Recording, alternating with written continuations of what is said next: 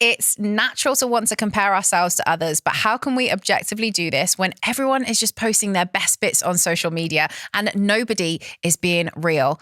Well, this episode should help you feel less alone in your experiences in your 20s, from loneliness to how much people are earning, who's single, married, or in a situationship. I'm going to uncover it all so you get a real glimpse of what it's actually like to be a 20-something right now. I think you'll be surprised by what you hear in this episode. In order to keep bringing you guys tons of free content, we work with brand partners who you'll hear from in this episode, including an advertisement from Zopa Bank. So hello guys, welcome back to the Talk 20s podcast. And it's just me here in the studio today. I'm going to be doing a solo episode to talk through some of the biggest things we found out about 20-somethings when we did this massive market research survey during 2022 when we did that survey. It was still kind of COVID times. Like, it's mad to think that obviously now I'm sat here recording this podcast and COVID was like 4 years ago now. But when we did this 2 years ago, we still had like glimpses of the pandemic. There was definitely like a big, not everyone was back into work properly. It was definitely a different kind of feeling to how it is now. So there were definitely some stats that I think were massively skewed by the fact that lots of us in our 20s had our 20s cut short or made different, or we just didn't get to experience a lot of things because of COVID. And the couple of things that I pulled from the results from our survey, in the past year, we asked people whether they'd struggled with any of these things. And 69.7% of people said they had poor mental health in the past year. Like, that is absolutely crazy number. And I just don't feel like we're talking about mental health at all. So many things that we see on social media, it's just a highlight reel. We just see everyone's best bits. We don't see when people are having a tough time. It's hard to actually, speak to someone, let alone put that out publicly. We're just not doing it. It's not the place that most of us put that stuff. But do you want to know if other people are feeling this way? Of course you do. You don't want to feel alone. You want to feel like there's other people who are going through these things too, and that it is normal. The other thing that came out that I do think was massively linked to COVID is 61.7% of people said they struggled with loneliness in the past year. So of course, although this was like coming out of COVID and it wasn't the actual lockdown first year that we had, still a lot of people couldn't go out. We couldn't, a lot of us weren't back in offices or were all working from home or just hadn't got back into the rhythm of getting out and doing stuff. A lot of us were anxious about doing that. And so it's kind of no surprise that, young people are struggling with loneliness. But I do think we have a loneliness problem in general, regardless of COVID. I think young people really struggle to connect. And the whole point of what we're trying to do at Talk 20s is try and understand young people as much as possible so that we can help them with whatever it is they want to do in their life. So it is a different experience to be in your 20s right now than it was for our parents' generations, for our cousins' generations, for our kids' generations. It's completely different. And we want to understand that to its core, understand everything that is going on in our audience. And we want to represent you as much as we possibly can. And that's why surveys like this were so important. But I think 61% of people struggling with loneliness, I think a lot of people would feel alone in that. But hearing that 61% of other people also feel alone, that's crazy. What are the things that we can do to feel less lonely? Reach out to our friends more. There's been 2 occasions with me and my close friends where we mainly drifted for, a couple of years. And I know this has also happened with, various other people that I know, that we've got back in touch with friends that we were friends with a little when we were a little bit younger. And that's like an amazing thing to do, because especially people they've known you from when they're younger, it's quite normal to drift. If you go to university, if you move to different places, get back in touch with a friend you haven't spoken to for a little while. What could you do? Could you go for a coffee? Could you catch up? That could be the start of something amazing. So there's one little thing for you to do today, just as a little reminder. Who's that friend that you haven't messaged for a really long time? They might be feeling lonely too. Drop them a little message and ask them, do you want to go grab a coffee sometime? Do you want to go for a run? Do you want to go play football? Whatever it is that you want to do, go ask them. So loneliness and mental health. And then another one that I think was massively came from COVID, but I also think could just be, life in itself, is 51.9% of people struggle with boredom in the past year. I think that's obviously so linked to COVID. There was, a lot of us were all stuck at home. I wonder if that'll be the case when we do the research this time round. Are people struggling with boredom still? Because that's a whole issue in itself. We asked people about the lows, of course, and the struggles and the things that they found difficult, but we also asked people for their highs, the things that they had done in the past year that they were really proud of. And I'm just going to read out a few of those things. So we had people say they had a new job, they moved house, they've improved improved their fitness, they'd graduated, they started saving money. All of these amazing things were so fantastic to see you guys doing. And we had like a little celebrate your success area of the survey. And it was amazing to see such a positive things. And it was a nice little reflection for people to go, what is the biggest thing I've done in the past year? What is the thing I'm most proud of? Because I think often we focus a lot on the negatives and the downsides, or, well, I'm not in my dream job, I'm not earning enough, I'm not living where I want to live. But like, what are the things that are great? Like, let's flip it on its head. So we also asked those things, and it was just fab to see how many of you were doing such wonderful things in your 20s. And it could be in the even just simplest things like, I just feel a little bit happier this year. Great. Congrats. That was amazing to see all your highs and lows. Then we started asking people about the things that they were struggling with. And one of the things that we always ask about, we've got 4 pillars here at Talk 20s. We talk about money and finance, career and business, well-being and relationships, and then fun and adventure. And all of those are equal to one another. It's just important to worry about your career as it is to worry about whether you're having a good time with your mates, with your family, and whatever. When it came to career, we're super proud that this podcast is brought to you in partnership with our headline sponsors, Zopa Bank, who are one of the UK's leading digital banks. If you've not heard about Zopa before, they're all about fair, simple, and easy to use financial products. My personal favorite is their Zopa Smart Saver, where you can create personalized pots for your different savings goals. To check them out for yourself, head to your app store and search Zopa, that's ZOPA, and start saving from £1. The interest is payable monthly and is subject to variation. Back to the show. We had some amazing stats that came through. 53.6% of people felt a loss of direction in their 20s, in the past year, in their career. 53% of people, a loss of direction. Now, that can mean so many different things. It can mean like you don't really know where your job is going. It could feel a little bit stagnant. You could feel like you're not really in a job that you love. You could feel like you don't really know what you want to do with your career. Like, it's overwhelming to kind of step out into adult life and, go and get your first job and think, is this what I want to do for life? So many of us are thinking, no, this isn't what I want to do for life. And the thought of that absolutely petrifies me. Or over half of people feel a loss of direction when it comes to their career. Like, that is absolutely crazy. Not very far behind that, 52.8% of people were not enjoying their job. 52.8% of people were not enjoying their job in the past year. That's crazy. That's half of a population. Now, what we see on social media is people going, oh my God, or maybe LinkedIn I'm talking about in particular here. I've just got a promotion. I've just got promoted to this. I've just got a new job. I'm just moving and I'm looking for work. We rarely see some of the downsides. And it's really important that we see that, like, okay, there's other people out there who aren't enjoying their job. I'm not the only person. If you are feeling that way, there is other people out there that are feeling that way too. You are not alone. Next, we moved on to relationships. Now, relationships can be such a tricky one in our 20s. It's mostly the time when a lot of us go through it. Like, we are either dating or we're in long-term relationships. Sometimes we have our first big relationship breakdown. Like, there can be a lot going on, situationships, all this kind of stuff. Your mates are going through it as well. So relationships was something that we really wanted to ask you guys about. And I think it was crazy for us to see that 37% of you had love life challenges in the past year. Is that crazy, or is actually that quite normal? I think it's quite normal. We're all going through things that we've probably never experienced before. It's very natural. It's a very human experience that we go through, that relationships will break down, that relationships will change, that they will improve, that you'll have challenges. Also, when you first start dating someone, there are a bunch of things that you need to figure out about each other. Like, of course, you've got the honeymoon phase and all those kinds of things, but then there might be, disagreements about where you're going to live or what you're going to do or whether you want kids and whether you should get married. Like, it is so normal to obviously go through this. And I think a lot of people look at what we see online and on social media and we think they've got the perfect relationship. And it's not always true.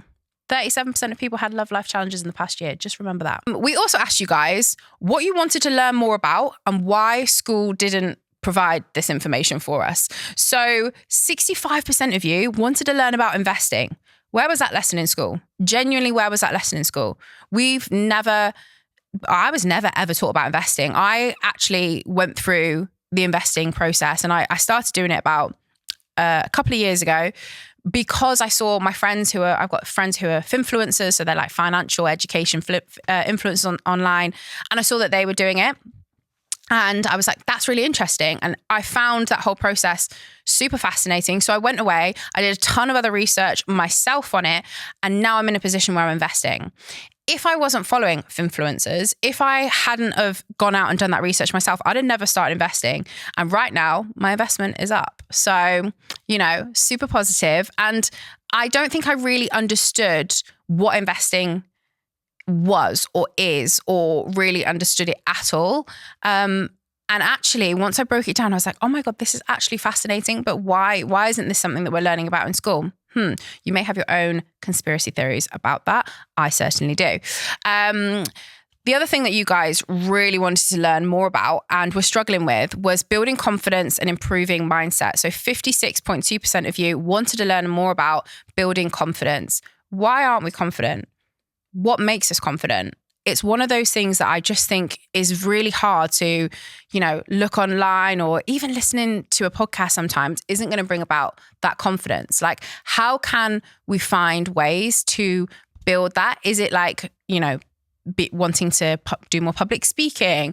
Is it that you want to feel more confident just going out and spending time with your mates? Is it that you want to feel more confident in your body, in your personality, like all these different things? It can feel super overwhelming.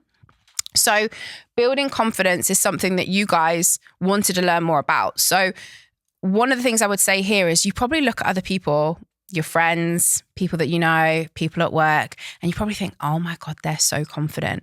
But if 56.2% of people feel like they need to be more confident, you're not alone if you're thinking in your head, I need to be more confident. Like, that is totally normal. So reassure yourself that like nobody out there, a lot of people are just faking it until they make it. So if you're worried about not being confident, you're not alone. I don't know how many times I said you're not alone, but you're not alone. The other thing that people wanted to learn more about was buying a house. Now, let's say a prayer for our generation, because home ownership is so hard. It is so difficult now to get on the ladder as a young person. In fact, it's such a difficult process that really the ones that benefit are the ones that can get support from either parents or inheritance, or they just manage to secure themselves a really high paying job, or they're living at home so they can put stuff away. Like, it is hard to get onto the property ladder by just doing it yourself. Like, it is really difficult, and it's only getting harder. Like, it's only getting harder. And that's because of a number of things, to do with the economy, to do with the cost of living, to do with asset prices increasing. Houses are just going up and up and up. Wages aren't going up as much.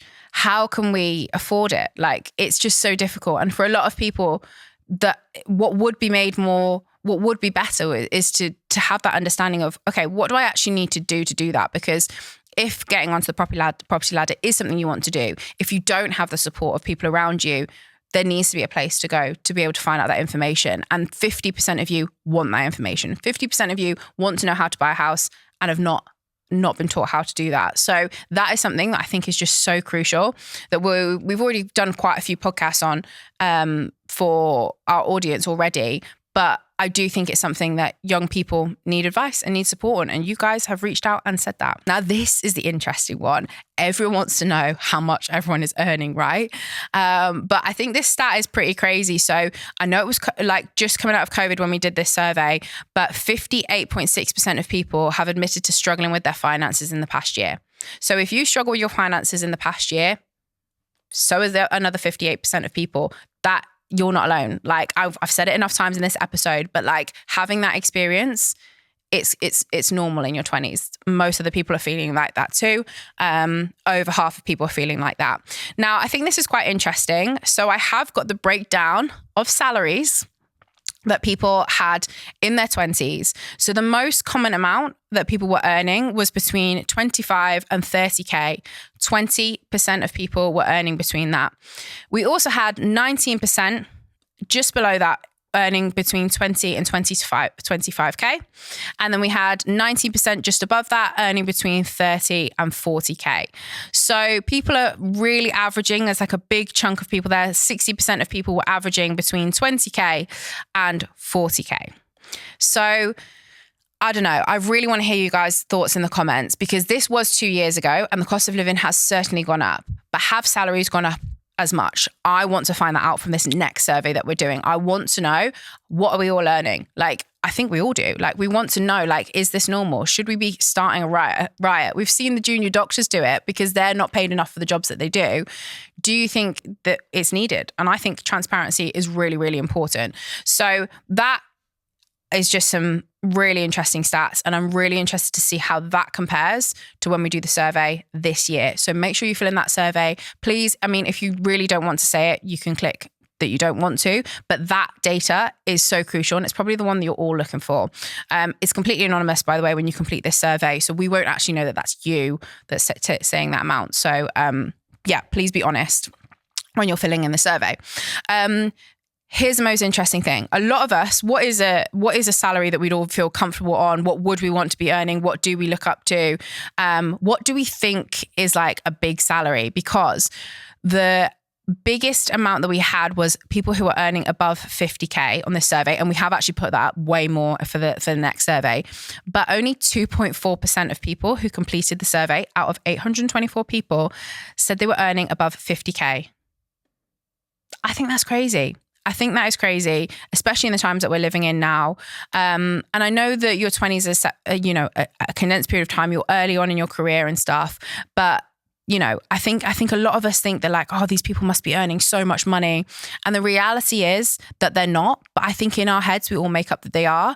So for only 2.4% to be earning above 50K, it's quite crazy. But if you are in the UK, please fill in this survey and also ask your friends, say, look, I listened to this podcast, or I'm a member of the Talk 20s community. They're doing a massive market research survey on 20-something habits, experiences, and they're basically producing a great big report that we can find out, are we in the norm? Is it normal? So head to the show notes of this episode, click below and click on that survey. It should only take you no more than like 7 minutes to complete. Fill out that survey, send it to your friends. And then also, if you want to find out and get the report at the end of it, just pop your little email address in at the end and we will send you the report once it's all produced of all this information. How much are people earning? Who lives at home? Where do people live across the UK? Are we all moving to London? Are we all spread out across the UK? There are so many different questions in there. What are we spending our money on? How many subscriptions are people signed up to? Do people have kids? Are they married? Are they in situationships? Are they dating? Like, there's so many different questions in there that you will be able to get such a full picture and go, actually, I'm okay. I'm doing okay. That's what we want this survey to feel like. We can only do that with your input. Survey will close on the 3rd of May, 2024. So if you're past the 3rd of May, 2024, unless we've had to extend it for a week or so, you might not have the opportunity to do that. But I hope this episode has still been really, really useful. So many different things that we're going to get from this piece of research. Please do send it out, share it far and wide. Thank you so much for tuning in to Talk 20s. It goes without saying that we absolutely love our community. You guys are amazing. Thank you so much for tuning in every single week. We appreciate you guys so much. And yeah, we just can't wait to continue supporting this generation and showing that there are so many amazing young people out there, continuing to voice those amazing young people as well. If you've been following us very closely on social media, you'll also see that we've launched our cast network as well. We're producing some new content for YouTube in particular that's kind of social experiment style. And I know so many of you, have reached out because you want to feature in Talk 20s, but perhaps, you haven't got something you can talk on the podcast about. And, we tend to have big names and celebrities and guest experts on the podcast, but we're launching a new piece of content that is specifically for you guys, the ones that, are living what would be considered a pretty normal life in your 20s. We want to hear from you. We want a diverse view of what it feels like to be a 20-something right now. And if you're not camera shy, we're producing a brand new YouTube series, and we'll also pop the link down below if you want to feature in our cast network. And to just sign up, you'll get emails regularly with our casting calls. We'll be looking for specific things. Perhaps we're doing stuff about people's jobs. Perhaps we're doing stuff about people's relationships. There's going to be so much content out there that we're going to be producing. And if you want to actually feature on Talk 20s, that is the place to go. So the market research survey and the cast network form, fill it in. And there's 2 amazing opportunities to really shape the future of Talk 20s. And before I wrap up today's episode, I just have to say a massive thank you to our headline sponsors, Zopa Bank, who continue to support us on the Talk 20s podcast. A big thank you to you guys. And also to our drink sponsors, Riviera. I absolutely love their iced tea. if any of you guys know me well, iced tea is my favorite drink of all. If I'm on holiday somewhere, guarantee I'm drinking iced tea all day, every day. And so big thank you to Riviera for supporting the podcast as well. And thank you guys for listening. We'll see you next week with another guest episode.